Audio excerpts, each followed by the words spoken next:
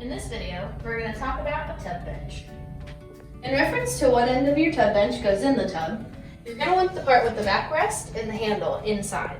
When getting into the tub, you'll want to use your hands and lift up and over to scoot in to prevent friction between wet skin and the bench surface.